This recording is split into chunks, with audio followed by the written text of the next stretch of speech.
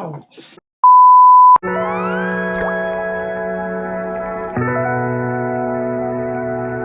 Okay, so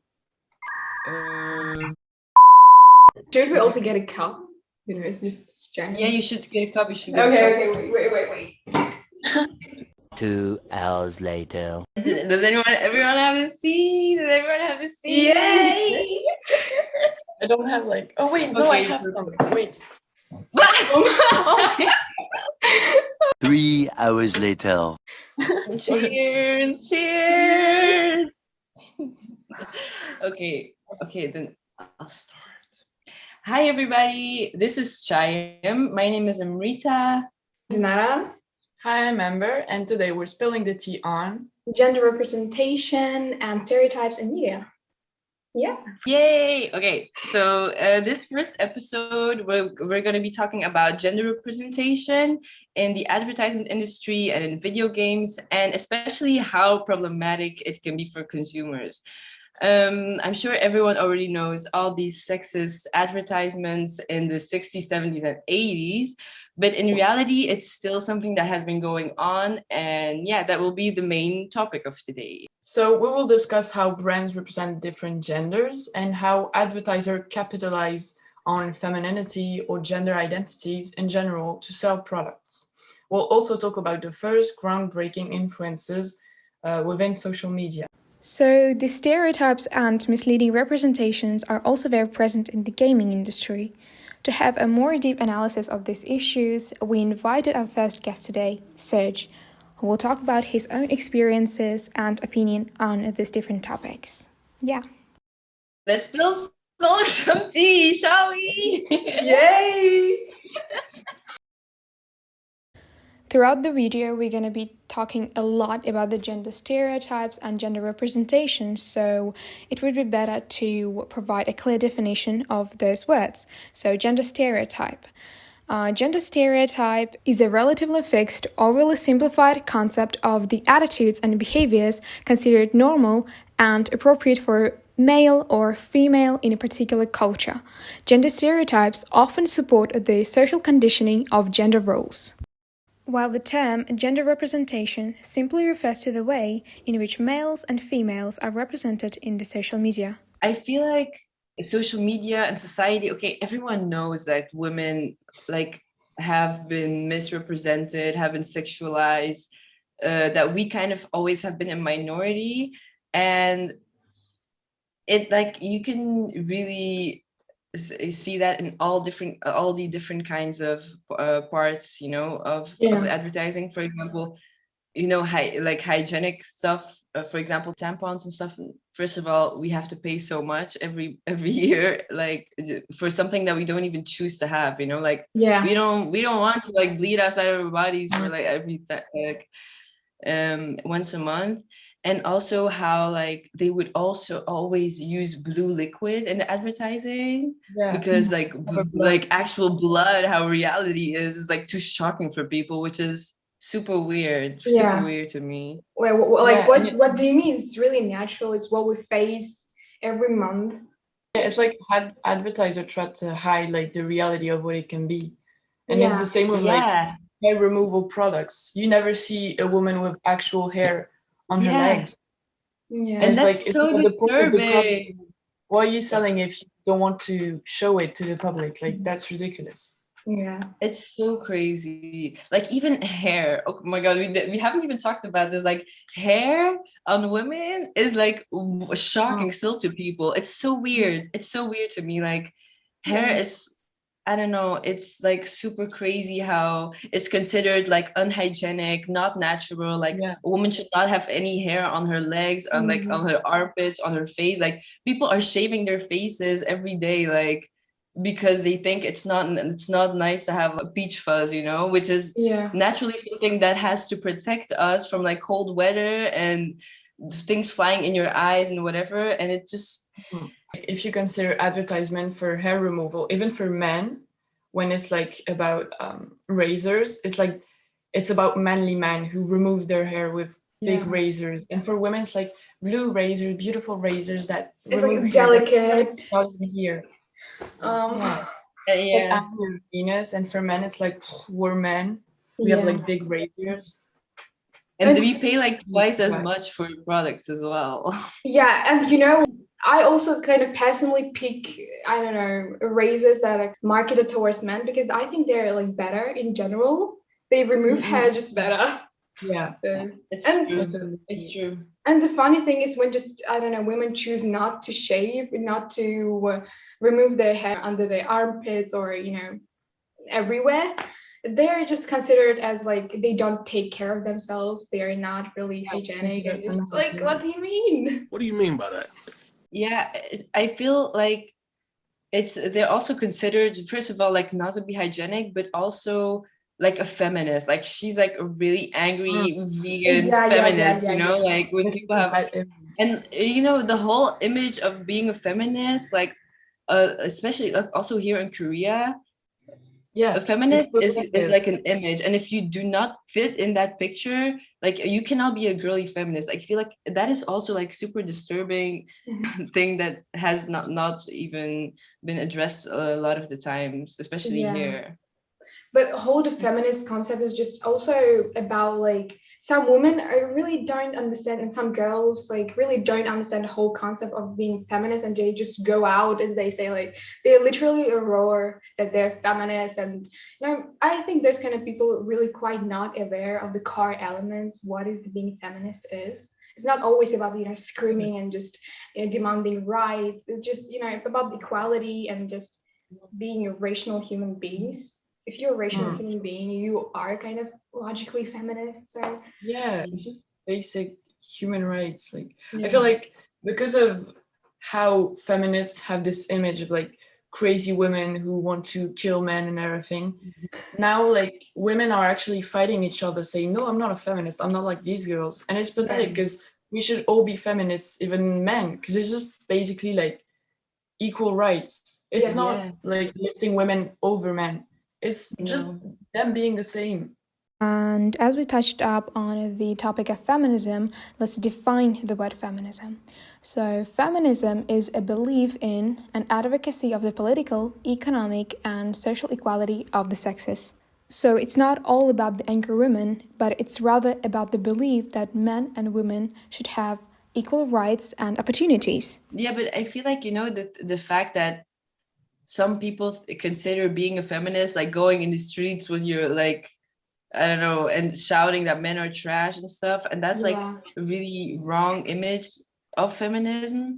And it's really sad, you know, because that's also the reason that people are afraid of calling themselves a feminist, even just like how Amber said, it's like the bare minimum. It's like we want the same rights and like chances that men get, that we don't want to be portrayed as like, for example, if we would get like higher functions in different jobs, we often get the title of like, oh, she slept her way up the top, or she got that because she looks pretty, or she got that because she dresses provocatively and the boss likes that, or whatever, you know. Like you never hear about men being accused all these things when they get like a good job somewhere, or the promotion or whatever.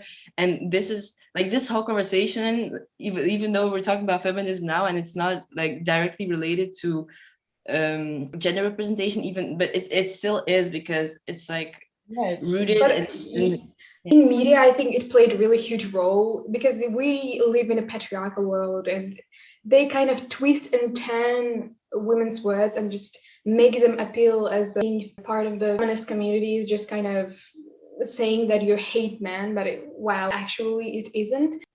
So now we talked a lot about like women, right, and women being represented wrong in like the beauty industry, how they have like a certain image that we all need to look like and sound like. We also really need to talk about how men also have that kind of stereotypical image that they often don't like live up to, which is also problematic.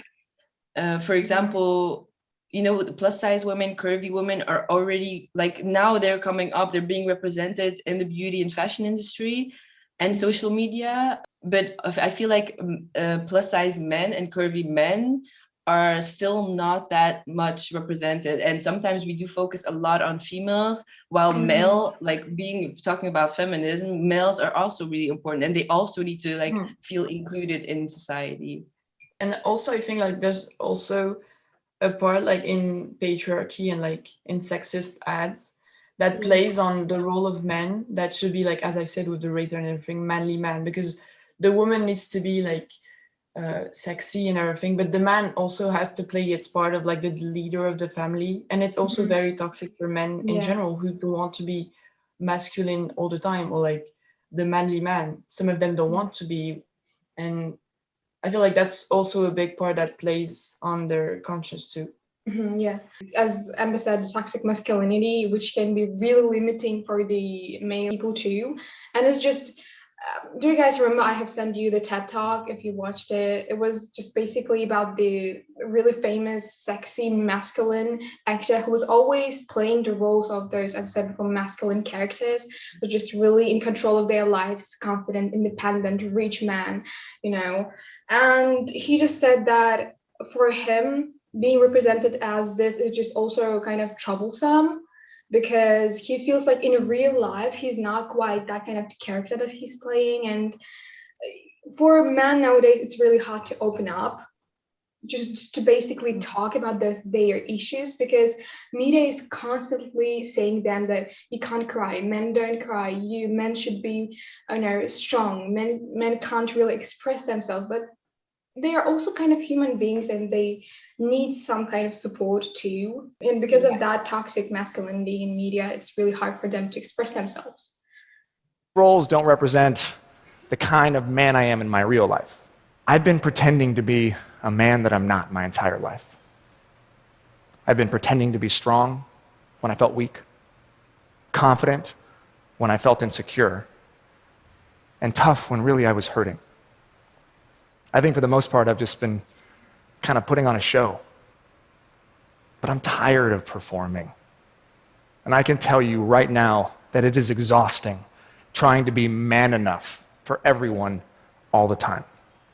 I really do feel like that as well. Like the amount of toxicity within, like even the stories I hear of people around me where men and different culture as well, culture, it's not everywhere like that, but for a lot of cultures in the world, it is like that men have to be these strong people who cannot show how they feel, because being emotionally available equals like being weak. And that's like a really huge problem, because if you cannot allow yourself to feel feelings that you're actually feeling, how can you process them and how can you change them, you know? Or like how can you talk about it? I feel like it's all super important, and right now it still is like a huge problem within social media and in society in general.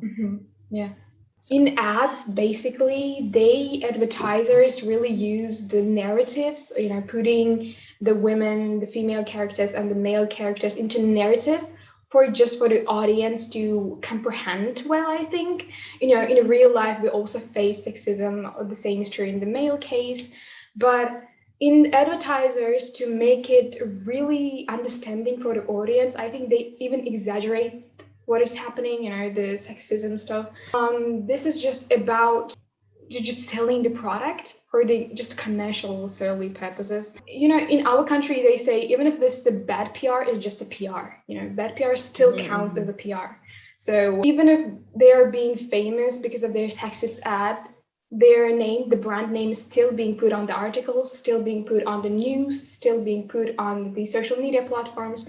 That's also some sort of PR. Yeah, for them, like any kind of publicity is publicity. Yeah. And I also feel like they just, as you said, they kind of follow this pattern of like the narrative is like the women is like this, the man is like that, and all the advertisers would just profit off of this pattern. And if they don't, they will try to use the trope of like, we're against this pattern, look at us. And then it's just like kind of hypocrisy in the end, you know, because you have to separate the genders in your advertisement. You can't just have an ad for both genders that like shows that we're equal and no one really cares if you're a woman or a man. You have to differentiate them at some point, and that's not normal, you know? No.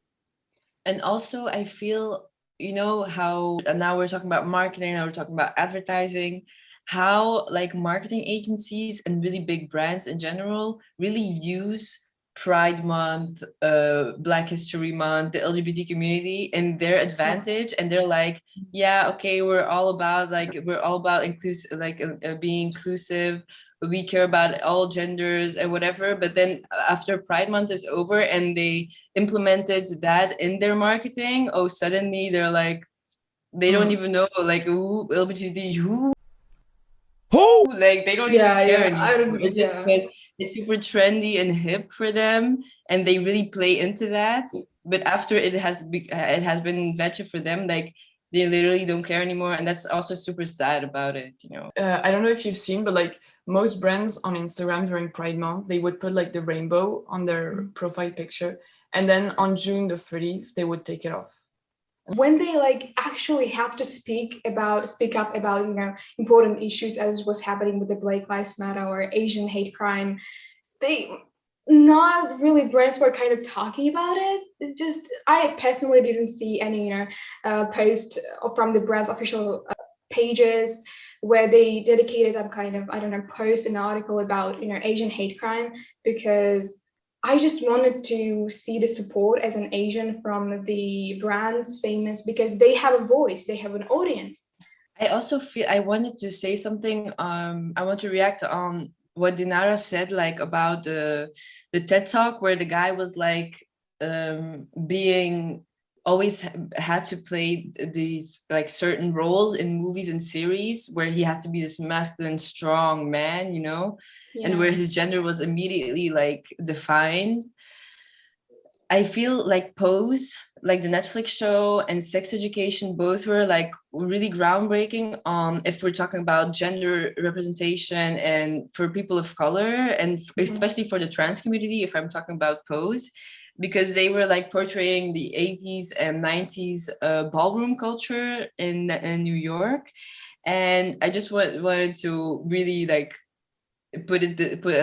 place in its conversation as well, that a lot of famous trans people, they would say that it was actually the first time that trans characters in different series and movies were actually played by trans women and trans men who knew the struggle, who knew how it felt to be discriminated based on your gender. And it was, for example, in Sex Education, it was also one of the first times that there was actually non-binary people. And like it was so beautiful to see, because it actually also makes us and like future generations think about how to deal with other genders and how to like realize there are other genders in the first place, and to be open to it and aware about it, and just not like label people as like two traditional genders. Because gender and the sex are not the same thing. The biological traits that society associates with being female or male is their sex, while gender is a cultural meanings attached to being masculine and feminine, which influence their personal identities. So basically, it cannot be limited to only men and women. It always has been like that in the 50s, 60s, 70s. How nuclear families then were the most central picture of like a lot of advertising in social media. Like, for example, just a character like Jackson in Sex Education having two moms, which is like, now I don't know how it is like, but in Belgium, for example, there are still so many older people, like older white people especially, that are so disturbed by the fact that, I don't know, like these different characters in Spider-Man or whatever can be other genders or are non-binary. That is like, or Disney princesses are having like two moms or whatever. They are so actively hating, you know, they're like, this cannot be like that, like we have to stick to traditions. Like they are not open to it at all. So I think it's super important for us and future genders to try to like be more open and understand this topic.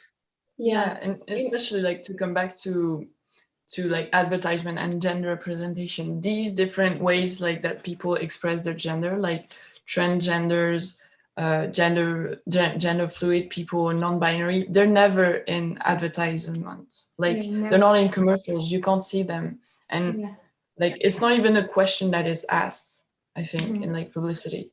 It's not something that is shown, and it's the reality, because there's more and more people that are actually coming out as transgender or non-binary.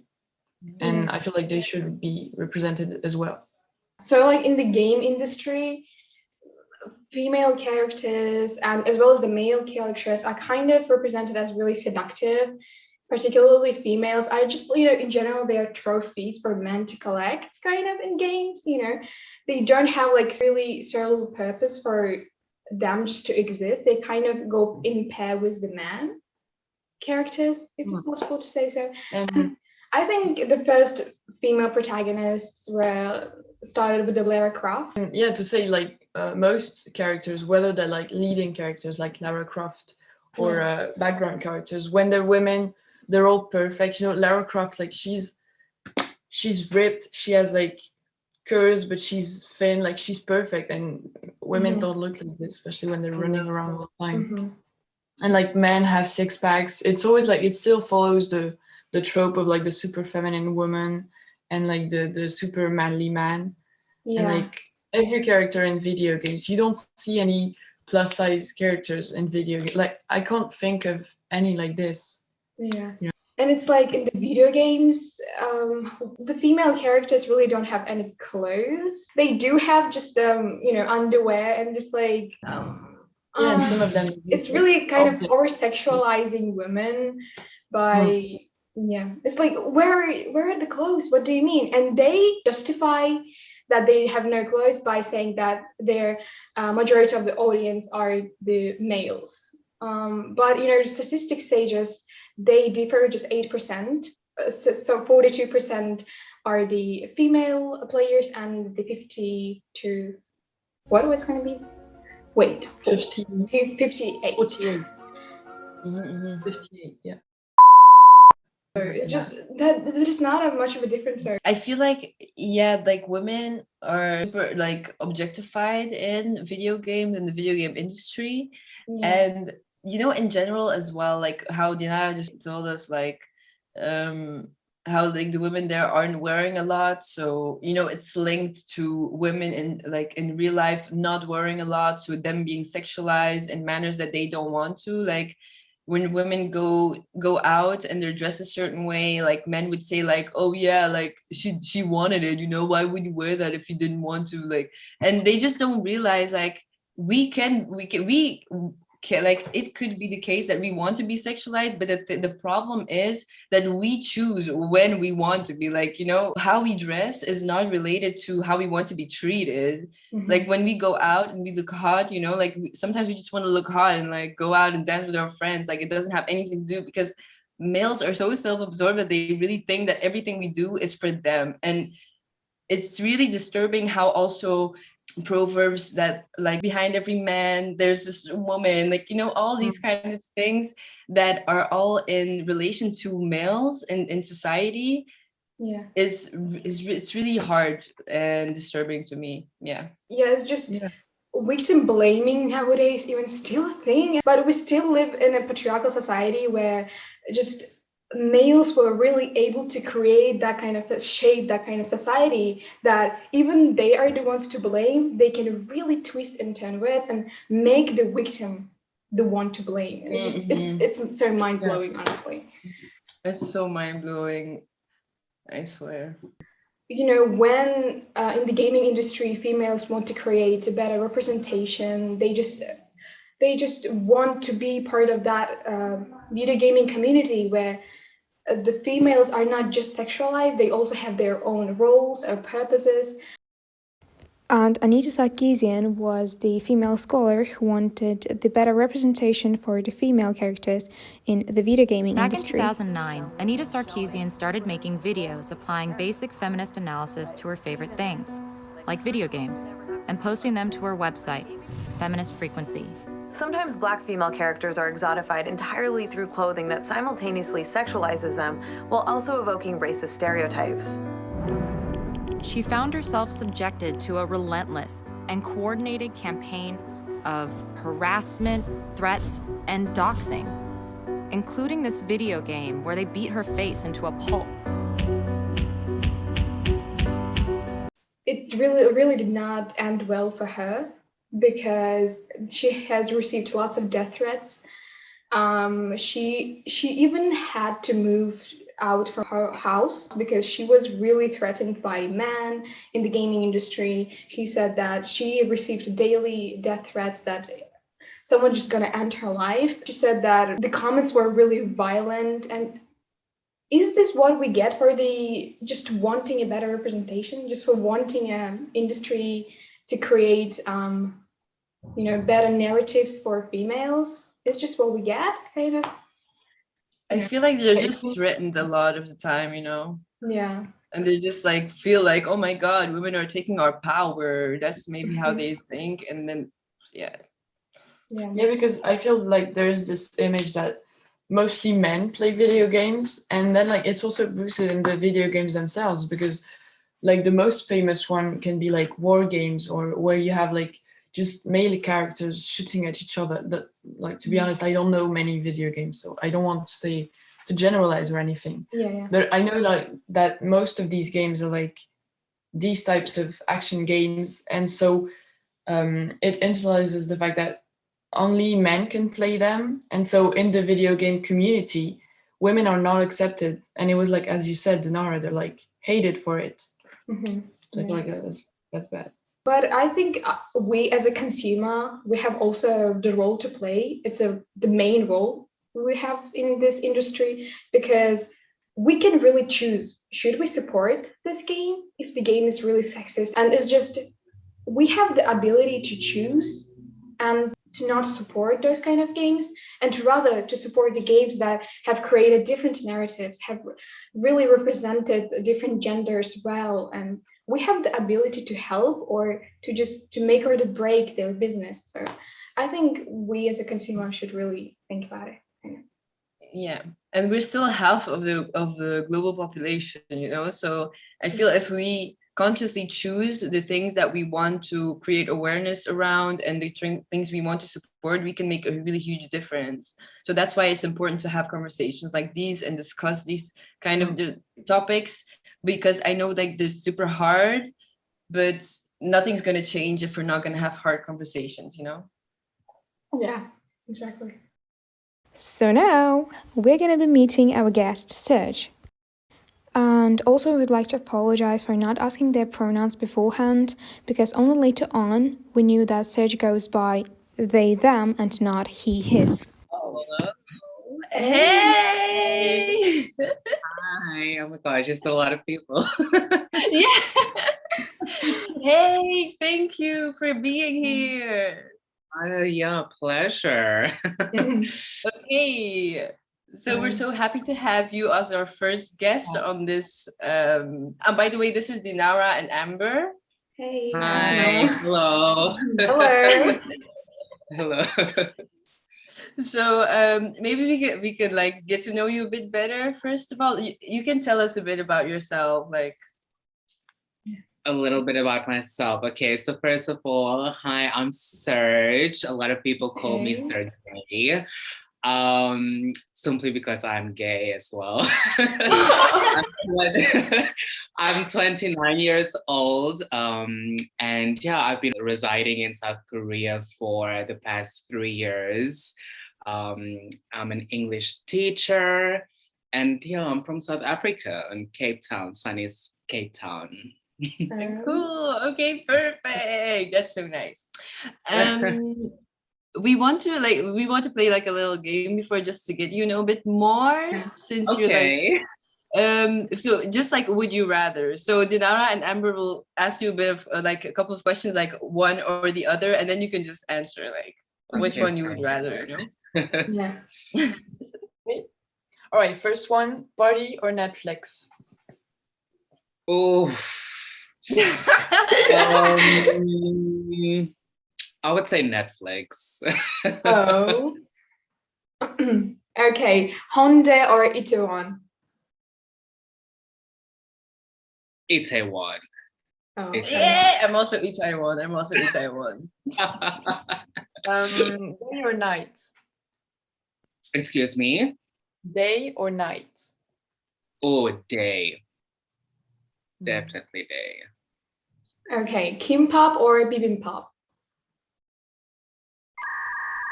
What pop or what? Korean traditional food, kimbap or bibimbap? Bibimbap. I love bibimbap. Oh, okay. All right. And finally, be careful. Coffee or tea? Coffee. Okay, this is I've over. got my This coffee Okay. here with Everyone, we are leaving. We are leaving.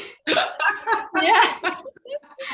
Because the podcast is called chaem, right? So we have like tea with it because we're spilling tea on different topics. Oh, and you're like, really? Yeah. you know, secretly, I'm a coffee person as well. Like, I'm not gonna lie. Okay, I'm not gonna lie. I love my coffee. Yeah. Yeah. Okay, so we have like a few questions prepared for you. Yeah. Yes. Maybe like Dinara, you can ask the first one. Oh, Think you have okay. So Serge, can you please Yes. tell about your experiences and how just gender stereotypes, gender representation affected you, and what do you think about those topics in general? Okay, cool. So I think growing up mostly, like especially in South Africa, it is very difficult to fully express yourself. I would say like your true self, where like they love to. It is very that stereotype of like men do this, women do this. Growing up, like I loved playing with Barbies, but it was frowned upon. Like, no, you should not do that, or like you should play with your cars or whatever. And then obviously, like as I was growing up, I knew I was different. And I think that is like when I knew I was gay, but I only realized it when I left my hometown. And then only in Korea, I think like last year, I came out as gender fluid because I just felt that was more me. I had both that feminine and masculine energy. And yeah, it is like that yin and yang, and we are just fluid. So it really took some time to kind of like reveal this part of myself.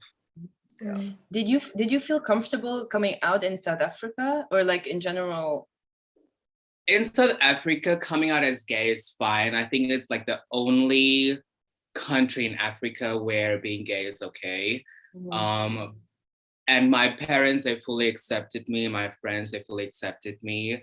But just like this new part of being gender fluid is something that is so new in the world, and I don't even think they would understand the term.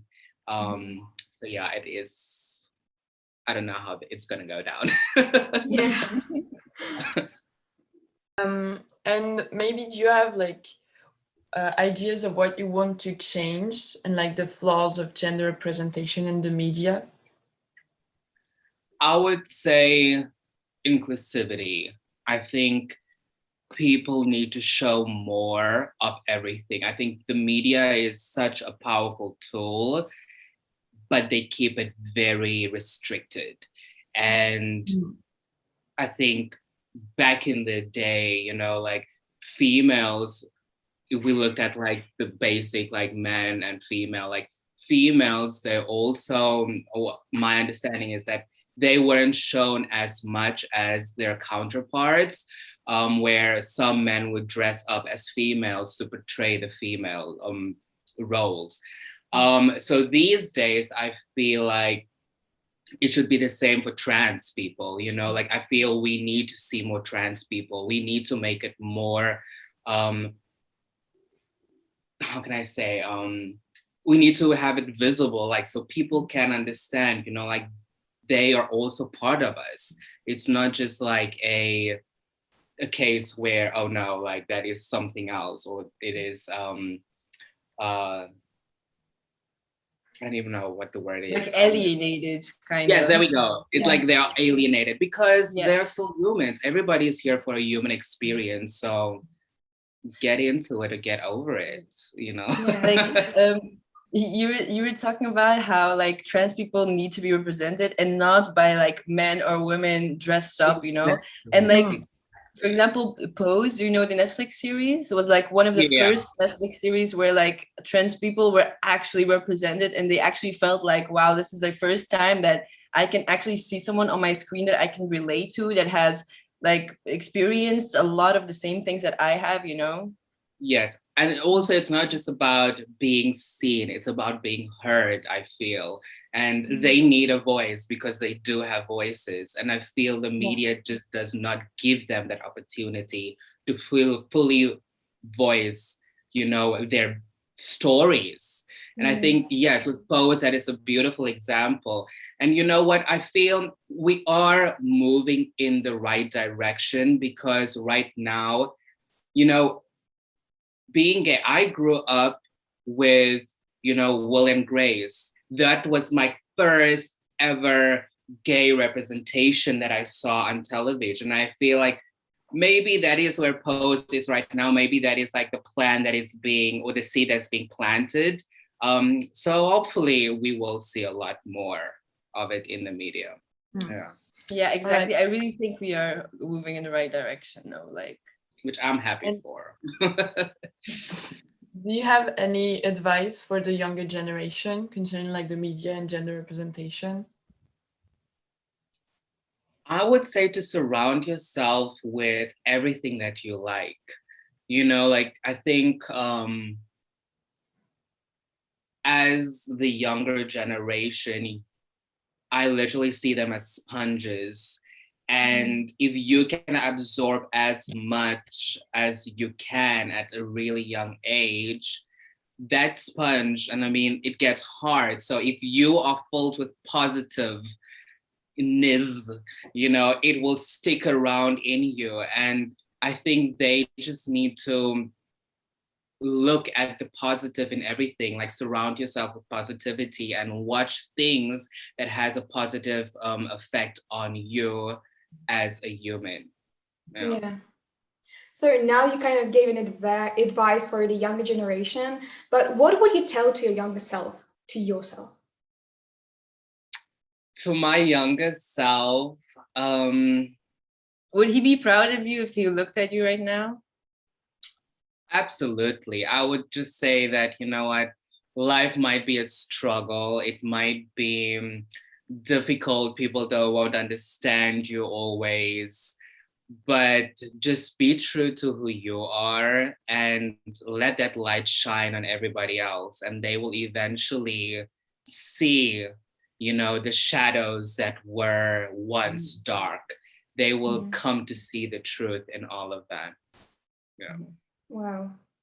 It is really important to not shrink yourself, even though if the media is portraying like everything that like shows you that you should, it's super important not to, because we were talking about how it's super important, even though these conversations are sometimes super uncomfortable, it is super important to have them, because if we're not going to have like uncomfortable situation, and if we're not going to talk about it, like nothing is going to change. So it's important to plant the seeds to have like groundbreaking conversation that can actually change the mentality of people who still think quite traditional, quite like nuclear families, like gender being a two-side story and stuff, you know. Yeah.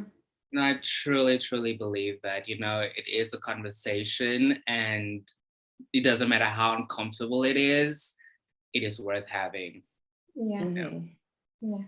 Yeah, that's true. Thank you so much, Serge. That was like very great to have you on the show.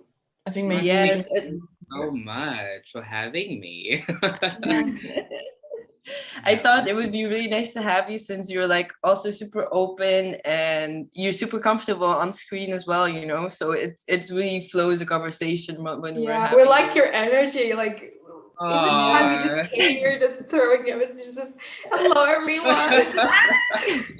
I can feel your energy in Uzbekistan. Imagine it's going on.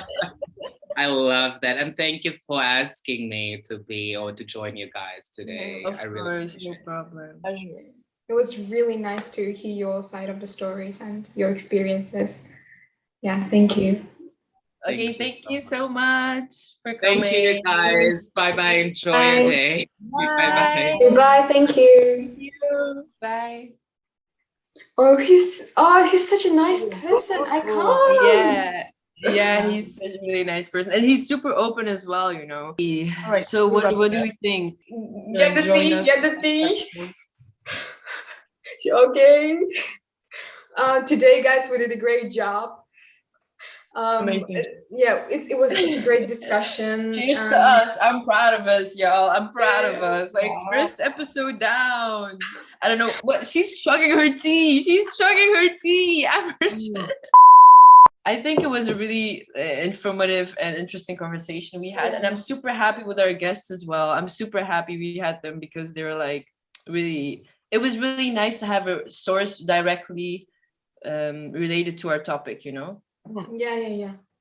It's just not our perspective. It's just there are also different perspectives that can also share with each other, and we kind of can open in our minds and new doors and new ways of looking at things. So it was really. I personally had a blast. So Yes, yeah. Me too. I love it. Okay, well. Thank you for coming and tuning in this conversation. And we hope to see you in the next episode, which we're going to be spilling the tea on other interesting topics. Yeah, so stay tuned and like, subscribe, I don't know, all this YouTuber stuff. Yeah, so bye. Bye. Bye.